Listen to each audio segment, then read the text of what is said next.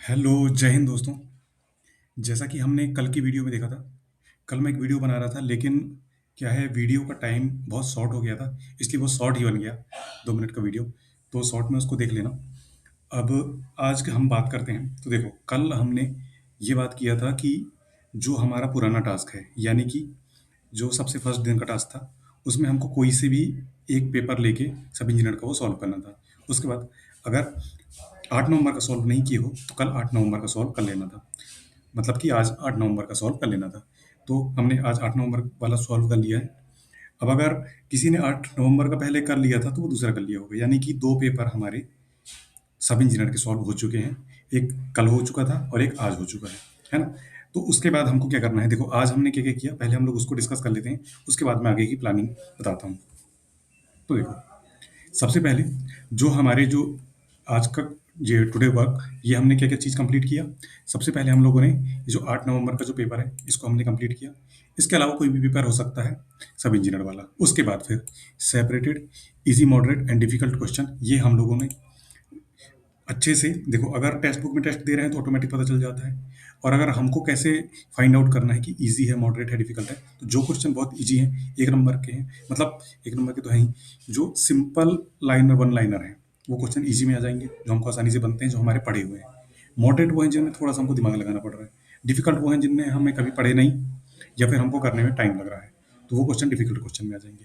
उसके बाद फिर सब्जेक्ट वाइज वेटेज, इसको हमको जरूर बनाना है। ये मैं फर्स्ट डे से बोल रहा हूँ।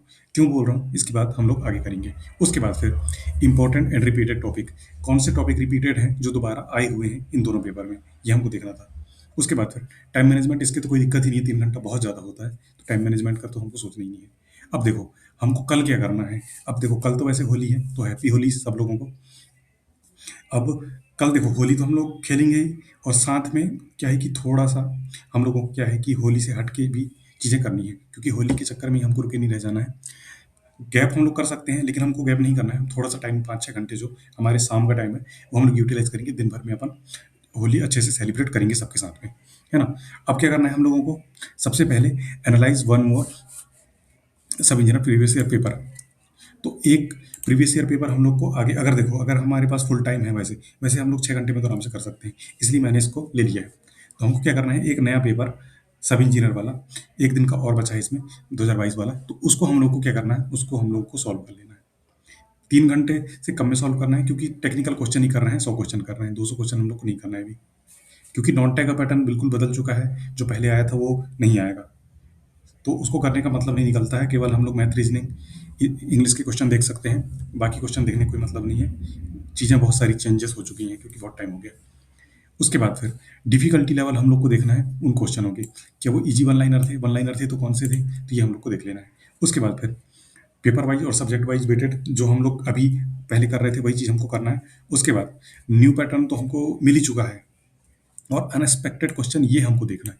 अब अनएक्सपेक्टेड क्वेश्चन कौन कौन से क्वेश्चन होते हैं, जैसे हमने ये 8 नवंबर का पेपर सॉल्व किया, तो हमको इसमें इरिगेशन के काफ़ी क्वेश्चन देखने को मिल गए, और कई चीज़ें बिल्कुल नहीं पढ़ी हुई हमको देखने को मिल गई।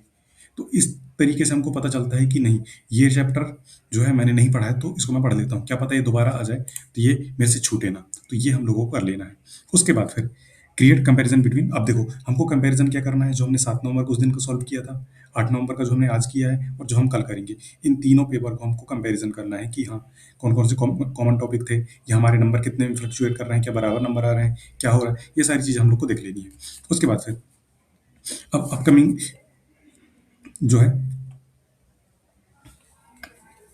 अपकमिंग एग्जाम स्ट्रेटजी क्या होनी चाहिए हमारी, तो इसके बारे में हम लोग बात करते हैं। अब ये तो बाकी चीज़ों कोई काम की नहीं है अपनी, इंट्रोडक्शन, डिफिकल्टी लेवल, ये चीज़ें हैं। अब देखो, बात ये है कि इससे हमारा क्या फ़ायदा होगा, है ना? सबसे पहला क्वेश्चन ये आता है। तो सबसे पहला क्वेश्चन का जवाब ये है हमारा, कि इससे हमारा फ़ायदा ये होगा कि हमको एग्ज़ाम पैटर्न पता चल गया है। देखो, कोई भी नया स्टूडेंट आता है प्रिपरेशन करने के लिए, तो वो यही सोचता है कि मैं प्रीवियस ईयर देखूँ, या फिर मुझे कोई बता दे कि किस सब्जेक्ट से कितने नंबर के आ रहे हैं, तो मैं उसी चीज़ को लेके और आगे बढ़ते जाऊँ। अब हम लोग यही सोचते हैं, और हम लोग क्या करते हैं कि सबसे पहले वीडियो देखा, या फिर कोई भी हमारे जो मेंटर हैं वो हमको बताए कि सॉइल से 10 क्वेश्चन आते हैं, एफएम से 10 क्वेश्चन आते हैं, ये सारी चीज़ें हम लोग लिख लेते हैं कि सारे सब्जेक्ट हमारे लिख लिए, इतने-इतने क्वेश्चन इसके आते हैं। उसके बाद हम लोग उन सब्जेक्टों को पढ़ लेते हैं और जब हम पेपर देने जाते हैं, तो पेपर में चीज़ें एकदम अनएक्सपेक्टेड हो जाती हैं। ऐसा हो जाता है कि इरिगेशन पूरा भर दिया, बिल्डिंग मटेरियल, मतलब 3 सब्जेक्ट में पूरा पेपर बना दिया। अब हमारा दिमाग खराब हो जाता है कि भाई ये क्या हो गया? अब देखो, और चीज़ें भी वो ऐसे पूछता है जो हमने नहीं पढ़ी है। इरिगेशन में अगर पढ़ी हुई चीज़ें पूछे तब तो कोई दिक्कत की बात नहीं है, हम तो फुल बाय फुल स्कोर कर लेंगे। लेकिन वो चीज़ें पूछता है जो हमने पढ़ी ही नहीं है, तो वो चीज़ें हमको बनती ही नहीं है। तो उसके लिए क्या किया जाए? उसके लिए एक्स्ट्रा टॉपिक यहाँ से तैयार होगा। हमको पहले से ही अपने पैटर्न को समझना होगा और जो नए टॉपिक हैं, उसको हमको तैयार करना पड़ेगा। तो वही चीज़ हो जाती है। अब नया टॉपिक पूछ लेता है तो बनता नहीं है। उसके बाद फिर जैसे बिल्डिंग मटेरियल हुआ, बिल्डिंग मटेरियल में हम लोग सिंपली क्या पढ़ते हैं? खुद ही सोचो। क्या पढ़ते हैं हम लोग? ब्रिक पढ़ते हैं, टिम्बर पढ़ते हैं, स्टोन पढ़ लिया, है ना? ग्लास पढ़ लिया ज़्यादा से ज़्यादा। लेकिन वो उसमें और अंदर पूछ लेता है, सोडा लाइम ग्लास, इन चीज़ों को पूछ लेता है, ये हमने पढ़ा नहीं। रूफ वगैरह के बारे में पूछ लेता है, ये हमने पढ़ा नहीं, है ना? उसके बाद फिर बिल्डिंग मेंटेनेंस की चीज़ें पूछ लेता है वो, तो वो हम नहीं पढ़ते हैं। तो बिल्कुल एकदम कन्फ्यूज़ हो जाते हैं, क्या हो गया भाई? किस टाइप के क्वेश्चन आ गए? तो ऐसी चीज़ें पूछ लेता है। शॉर्टकट कंक्रीट वगैरह, कंक्रीट में पूछ ले रहा है अजीब से, ये हमने पढ़े नहीं। कंक्रीट तो हम सिंपल पढ़ लिए, लेकिन हमने जो एडवांस चैप्टर है, जो एडवांस कंक्रीटिंग वाला है सब्जेक्ट है, वो नहीं पढ़ा हमने। फाइबर कंक्रीट हमने कभी नहीं पढ़ा। तो और वो आ गया, तो अब हमको तुक्के ही मारने पड़ेंगे ना, अगर नेगेटिव मार्किंग नहीं है तो। और अगर नेगेटिव मार्किंग है तो हम वो क्वेश्चन छोड़ देंगे। लेकिन अगर जिसने पढ़ा है, जिसने चीज़ें देखी हुई है, तो फुल बाय फुल अटेम्प्ट कर लेगा। तो यही हमारा टारगेट है, यही हमारा मतलब जो मेन लक्ष्य है, कि हम लोग को जो अनएक्सपेक्टेड टॉपिक्स हैं, इन टॉपिकों को अभी कवर कर लेना है, क्योंकि अभी टाइम है। जब तक नोटिफिकेशन नहीं आता है, ये हमारे लिए प्लस डेज हैं। जिस दिन नोटिफिकेशन आ जाएगा, उसके 45 दिन में पेपर हो जाएगा, तो खुद माथा खिसक जाएगा कि क्या किया जाए, क्या ना किया जाए। इतने एकदम कन्फ्यूज़ हो जाएँगे लोग कि क्या हो गया, क्या हो गया? इस टाइप से चीज़ें हो जाएँगी। फिर लगेगा ये भी पढ़ दूँ, ये भी पढ़ दूँ, नॉन-टेक भी पढ़ना है, टेक्निकल भी पढ़ना है, न्यूमेरिकल करूँ कि ना करूँ, ये करूँ कि ना करूँ। ये इस चीज़ में पूरा टाइम हमारा बर्बाद हो जाएगा। ये सबके साथ होता है, और अगर कोई नया स्टूडेंट है, तो वो ये चीज़ को नहीं समझेगा, लेकिन जिस दिन नोटिफ़िकेशन आएगा, उसके 2-4 दिन में यही उसके साथ में होगा, ये देख लेना। क्योंकि हम ये चीज़ों को फेस कर चुके हैं, तो हमको पता है कि ये टाइम आता है। तो इन चीज़ों से बचने का और ओवरकम करने का सबसे सही तरीका यही है कि जो लेटेस्ट पेपर चल रहे हैं हमारे, जो लेटेस्ट पेपर हुए हैं, भले ही हम सोचे कि एग्ज़ाम वेंडर जो है चेंज हो चुका है, एडुकेटी पहले पेपर लेती थी, अब एड्यूटेक कंपनी ले रही है, तो वो अपना पैटर्न से देगी। मैं भी यही सोच रहा था, लेकिन ऐसा कुछ भी नहीं हो रहा है। पेपर जो क्वेश्चन बनाने वाले जो लोग हैं, वो लोग यही क्वेश्चन उठा रहे हैं और यही क्वेश्चन डाल रहे हैं, जो कंपनी वो केवल पेपर करा रही है, एग्ज़ाम करा रही है। बस यही सिस्टम है। पेपर जो सेट करने वाला है वो कोई और बंदा है, और वो जो क्वेश्चन डाल देता है वही कंपनी दे देती है। सीधी सी बात ये है। तो यही चल रहा है सिस्टम। तो एग्जाम एजेंसी चेंज होने से पेपर पैटर्न में कोई फर्क नहीं पड़ेगा। हमने अभी 31 जनवरी को जो हमारा पेपर है, ये हमने देख लिया, उसमें भी वही चीज़ें पूछी हुई थी। इरिगेशन और ये 2-4 सब, irrigation, building material, concrete technology, इससे ही पूरा पेपर खत्म कर दिया, न्यूमेरिकल आई ही नहीं। ऐसा ही पेपर अगर सब इंजीनियर का आ गया, तो हमारा 1 साल बर्बाद हो जाएगा। क्या हम 1 साल बर्बाद करना चाहेंगे? बिल्कुल नहीं करना चाहेंगे। क्योंकि इसके बाद 2 साल, 3 साल वैकेंसी नहीं आएगी, जब चुनाव होगा तब वैकेंसी आएगी। और अगर उस टाइम भी नहीं आई मान लो, तो फिर हमारे पास कोई ऑप्शन नहीं रह जाएगा। आती भी है 10-20 वैकेंसी, तो उसमें एक-एक वैकेंसी रहती है हर एक कैटेगरी में, और उसमें भी कई सीटें बिक जाती हैं, तो बहुत डिमोटिवेटेड हो जाते हैं हम लोग। जो सीट हम लोग अभी 130-140 नंबर लाके ले सकते हैं, वो सीट अगर 20-25 वैकेंसी हो गई, तो हमारे 160 नंबर आएंगे, तो भी हमारा नहीं होगा। तो ये चीज़ हो जाता है। तो हमारा यही टारगेट इसीलिए रहेगा। अब नेक्स्ट स्ट्रेटजी की बात करते हैं। तो नेक्स्ट स्ट्रेटजी जो है हमारी, वो क्या होनी चाहिए? तो देखो, नेक्स्ट स्ट्रेटजी जो है हमारी, वो ये होगी कि हम लोगों ने सबसे पहले तो क्वेश्चन पेपर सॉल्व कर लिया। अब इसके बाद हम लोग थोड़ा-सा नॉन टेक पोर्शन को भी साथ में लेके चलेंगे। नॉन टेक पोर्शन को साथ में लेके इसलिए चलना ज़रूरी है, क्योंकि नॉन टेक से अच्छे खासे क्वेश्चन 100 नंबर हम लोग को मिल जाएँगे। अब 100 में से 100 तो ला नहीं सकते अपन, लेकिन कितने ला सकते हैं भाई? हम लोग 100 में से कम 70-80 नंबर आराम से ला सकते हैं, अगर हम लोग अच्छे से चीज़ों को एनालाइज़ करके पढ़ें तो। अब एनालाइज़ तो कैसे किया जाए? तो उसके लिए भी क्या सॉल्व करना पड़ेगा? हाँ, कुछ 1-2 पेपर तो सॉल्व करना पड़ेगा। है ना? अब पेपर कौन से सॉल्व करेंगे हम लोग? पेपर हम लोग सॉल्व करेंगे ग्रुप 2, सब ग्रुप 3 वाले पेपर। जब मैं बताऊँगा तब सॉल्व करना है, अभी नहीं करना है। उसके बाद फिर हमको क्या करना है, देखो, हिंदी के लिए सबसे पहला सोर्स, हिंदी हम लोग बुक से थोड़ा बहुत अगर ऊपर-ऊपर से पढ़ लेंगे, और हमको मेनली हिंदी लगाने हैं क्वेश्चन्स के थ्रू, क्योंकि हिंदी बहुत ईज़ी सब्जेक्ट है। केवल उसकी ग्रामर वाली चीज़ें हमको थोड़ी-सी याद करनी पड़ती हैं, बाकी सारी चीज़ें एक बार पढ़ेंगे तो बन जाएगी। तो वो हम कैसे करें? वो हमको क्वेश्चन प्रैक्टिस से करना है। क्वेश्चन प्रैक्टिस कौन से करने हैं? तो ये मैं क्वेश्चन बता दूँगा और ग्रुप में वो पीडीएफ डाल दूँगा, तो उससे हम लोग को क्वेश्चन लगा लेने हैं। अब वो पीडीएफ अगर फिजिकल फॉर्म में किसी के पास अवेलेबल हो जाती है तो बहुत अच्छी बात है, नहीं होती है तो बाकी मैं उसकी सॉफ्ट कॉपी तो डाल ही दूँगा, तो वो देख लेना उससे। ये हमारा कवर हो जाएगा। हिंदी का बिल्कुल गारंटी देता हूँ मैं कि अगर 15 क्वेश्चन आ रहे हैं तो उसमें से 10-12 क्वेश्चन आराम से उससे बन जाएँगे। बस उसको डेली अपन को लगाते जाना है, जैसा अपन बोलेंगे वैसा करते जाना है। तो इस तरीके से चीज़ें हमारी हो जाएँगी। अब इसके बाद आते हैं हम लोग इंग्लिश में। इंग्लिश में भी चीज़ें यही रहती है कि कुछ भी पूछ लेता है, इडियम पूछ लिया कहीं का। अब सारी इडियम तो हम लोग याद कर नहीं सकते हैं। बहुत सारी चीज़ें होती हैं जो हम याद नहीं कर सकते हैं। तो इन चीज़ों के लिए हम लोग जो मोस्ट रिपीटेड चीज़ें हैं, अब इंग्लिश में क्या रिपीटेड चीज़ें हैं?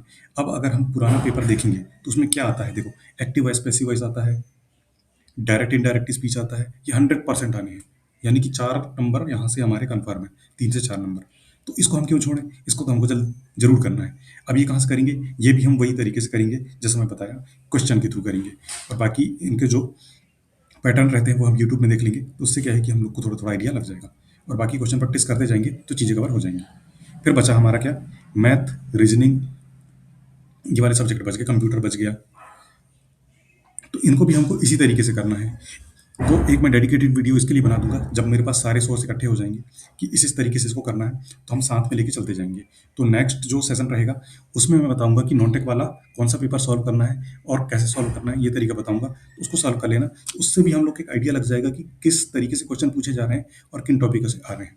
देखो, मैथ भी करना बहुत ज़्यादा ज़रूरी है, लेकिन मैथ में ये नहीं है कि हम लोग पूरा मैथ करने लग जाएँ। पूरा मैथ अगर टाइप, जैसे कि हर मैथ की कोई भी बुक हम लोग उठाएँगे तो उसमें लिखे रहता है टाइप 1, टाइप 2, टाइप 3, टाइप 4। तो हम लोग को अभी बेसिक चीज़ें करनी है, तो हम टाइप 1 से स्टार्ट करेंगे और टाइप 1 के सारे क्वेश्चन सारे चैप्टरों के कर लेंगे, जो-जो इम्पोर्टेंट चैप्टर है उसके। क्योंकि ज़्यादा एडवांस में मैथ करने से कोई फ़ायदा नहीं है। मैथ ही मैथ पढ़ते रहेंगे, तो क्या और सब्जेक्ट नहीं आने हैं? और सब्जेक्ट आने हैं, और सब्जेक्टों को भी हम लोग नहीं छोड़ सकते हैं। तो मैथ को भी लेना है, लेकिन जिस तरीके से हम सिंपल में बताऊँगा, उस तरीके से हम लोग को करना है। तो उसके जो लेवल 1 के हैं, वो हो जाएँगे और उससे जो ईज़ी क्वेश्चन आएँगे, वो हमारे बन जाएँगे। तो मैथ भी हमारा खत्म हो जाएगा। रीजनिंग का है, रीजनिंग बहुत ही ईजी आती है। रीजनिंग के लिए बस क्वेश्चन प्रैक्टिस चाहिए, वो हम प्रीवियस ईयर भी लगा लेंगे तो भी हमारा काम बन जाएगा। लेकिन अभी थोड़ा नया पैटर्न आया है रीजनिंग में, वो नया पैटर्न नहीं है, पुराना ही पैटर्न है, बस रिपीटेड हो रहा है, तो वो भी हम लोग देख लेंगे। तो पेपर लगाएंगे तो हमको वो भी क्लियर हो जाएगा। तो आज की वीडियो यहीं तक थी। तो आज की वीडियो में हम लोगों ने यही सीखा कि जो हमारे सब इंजीनियर में जो टेक्निकल पेपर हुए हैं, उसको एनालाइज़ करना है और उसके जो नए चैप्टर हैं, वो लिख लेना है। उसके बाद मैं ये बता दूँगा कि इन चैप्टरों को कवर कैसे करना है ना? अभी तो हम लोग चैप्टर लिख लेंगे, कुछ चैप्टर अगर मिल जाते हैं तो साथ के साथ लिखते जाना, नहीं मिलते हैं तो उसका सोर्स मैं बता दूँगा, तो उससे हम लोग उन चैप्टरों को साथ के साथ कवर करते चलेंगे। क्योंकि नोट्स में वो चीज़ें नहीं हैं, कुछ लोगों के नोट्स में होंगी, तो सबके पास अवेलेबल नहीं है, तो वो नोट्स भी हम लोग ढूँढ लेंगे तब तक और वो चीज़ मैं अवेलेबल करवा दूँगा ग्रुप में। तो इस तरीके से सभी लोग लगे रहो, चैनल को सब्सक्राइब कर लेना, लाइक कर लेना और बिल्कुल हैप्पी होली सबको। बहुत ही अच्छा जो साल है ये हमारा जाए और इस बार बिल्कुल हम लोग का सिलेक्शन 100% हो। तो इसी थॉट के साथ में हम लोग को आगे चलना है। तो मिलते हैं नेक्स्ट टास्क के साथ में। Okay, thank you.